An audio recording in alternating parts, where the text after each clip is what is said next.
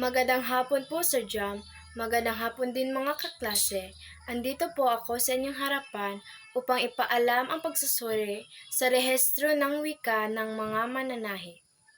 Layunin: nabibigyang kahulugan ang rehistro ng wika ng mga mananahi na ipapaliwanag sa paraang sistematiko at malinaw ang pinipiling anyo sa pamamagitan ng paggamit ng angkop ng mga termino. Naiilista ang mga katawagang teknikal kaugnay na piniling anyo. Introduction. Isang bansang arkipelago ang Pilipinas. Ang pagkakawatak-watak ng mga pulo nito ang isa sa itinuturing na dahilan kung bakit tinagurian itong multilingual na bansa. Resulta ng ganitong kalagayan ang pagkakaroon ng variety ng mga wika. Kabilang sa mga variety permanente ay dialekto at idiolek. Ang dialekto ay variety ng wika na ginagamit ng isang partikular na grupo ng tao sa isang lugar o speech community, panahon, at katayuan sa buhay.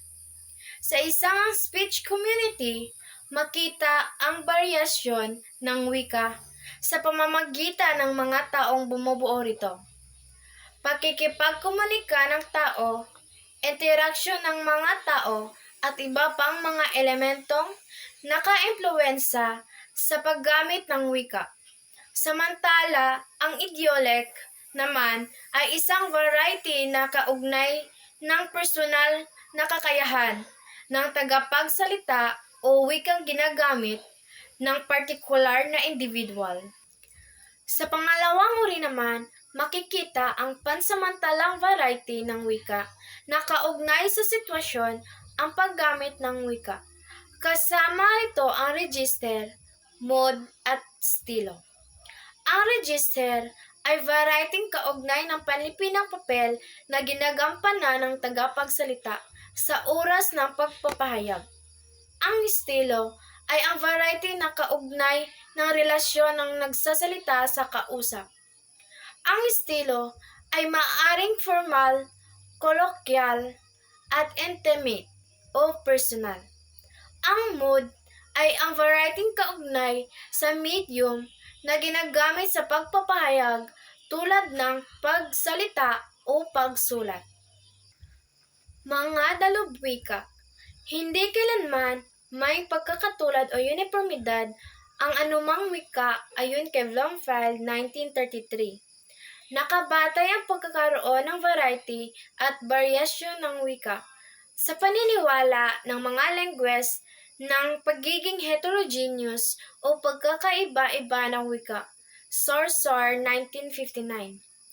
Dala ito ng nagkakaibang pangkat ng tao na may iba't ibang lugar na tinitirahan, interes, gawain, at tungkulin ng tao, at ito ay nagreresulta sa pagkakaiba-iba ng kultura at wika na siyang pagiging panukat sa progreso ng tao.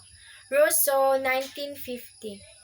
Alamin, nangangahulugan ito na higit na nakilala ang isang tao kung saan at ano ang kinabibilangang grupo, interes, pinag-aralan, lahi, relihiyon, at kinalakhang puok sa wikang kanyang ginagamit.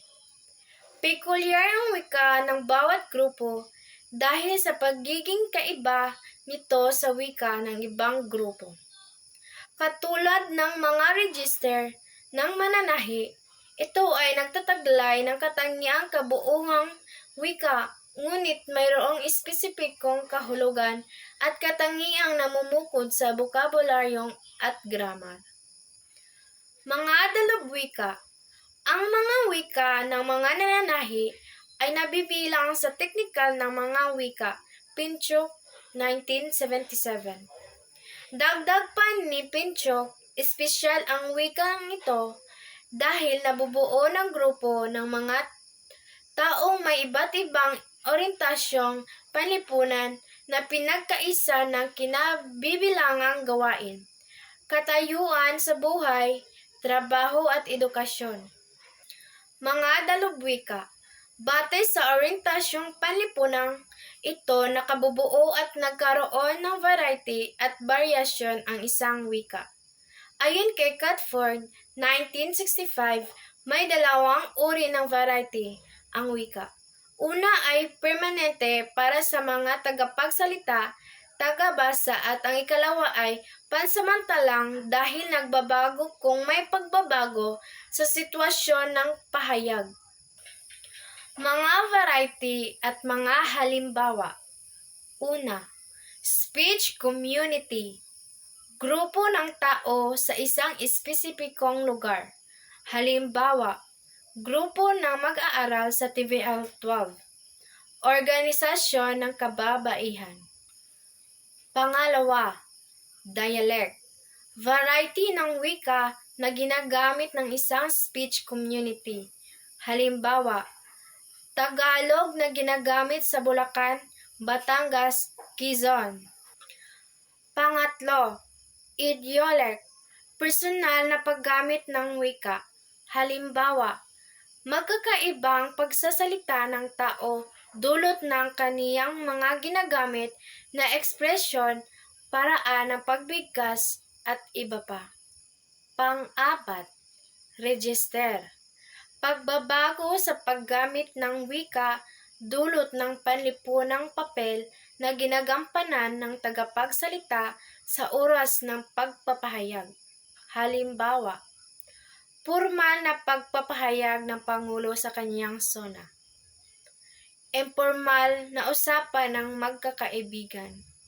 Ikalima, estilo.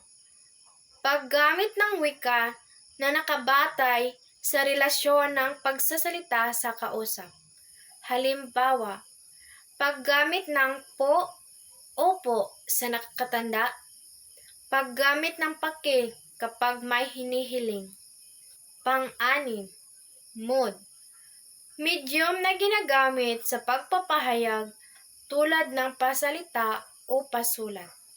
Halimbawa, paggamit ng social media site upang ipahayag ang damdamin. Pagsasalita sa harap ng isang grupo sa pag-uulat. Pinagbatayang teorya, the above. Ang social theory, dinadalumat ng teoryang ito na may malaking kinalaman ang lipunan sa pagkabuo, pagbabago ng wika. Isang konkretong halimbawa nito, ang mga terminong ginagamit ng mga mananahi na bunga ng pag-usbong ng mga bagong teknolohiya dulot ng pag-unlad ng lipunan. Ayon kay La Chica, 1993, ang tao sa tulong ng wika ay gumagawa ng kaparaanan upang iakma sa kaniyang kaligiran sa pamamagitan ng imbensyon sa tulong ng wika. Nakabubuo sila ng mga dapat sunduin at paniwalaan na naging alintuntunin sa kanilang pagkilos, asal, pagtingin sa gawain. Ang mga register ng mga mananahi sa Bulacan. Ang sumusunod na talahanayan ay nagpapakita ng mga register ng mga mananahi sa Bulacan. Ang mga nakulit-ang register ng mga mananahi ay inihahanay ayon sa sumusunod. Uri ng tila, proseso, gamit sa pananahi, mga uri ng putol at yari, at iba pa. Nakatalas sa mga uri ng tela ang mga register ng mga telang madalas na ginagamit ng mga mananahi sa kanilang pagtahi. Baseste. Malambot, matibay, magaan at makinis, ginagawang panyo, pantulog, bestida at makintab.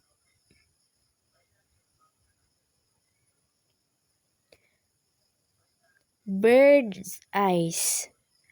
Ginagamit na lampen, tuwalya at pamunas ng kamay at takip sa mesa. Brocade.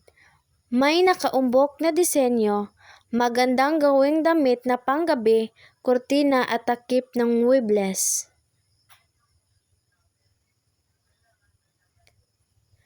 Kaliko. Makintab at matingkad ang kulay.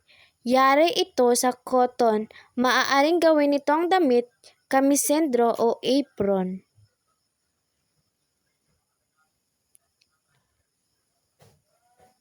Crepe. Makintab at malambot. Maaaring gawing blusa at damit panloob. Muslin o katya. Yari sa cotton, ginawang itong lining ng damit, punda ng unan, pamunas na kamay o damit panloob. Organdy. Pino ngunit may katigasan, yari sa cotton at rayon, ginawang kortinang at kuwilyo.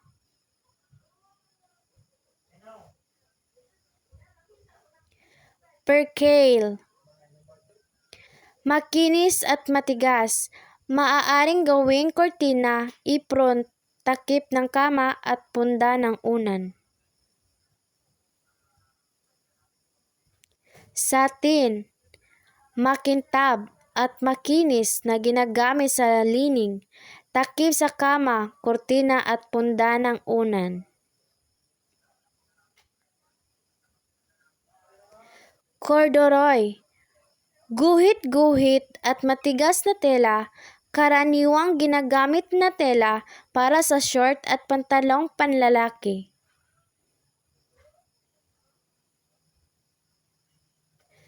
Titoron. Malambot na tela, karaniwang ginagamit sa uniforme ng mga estudyante.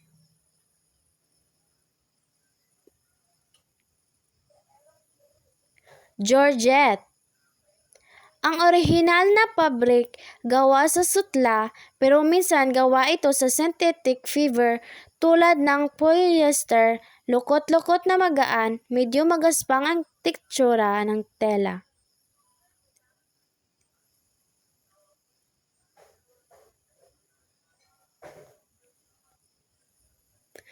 Corded lace. Tilang karaniwan lang ginagamit sa kortina.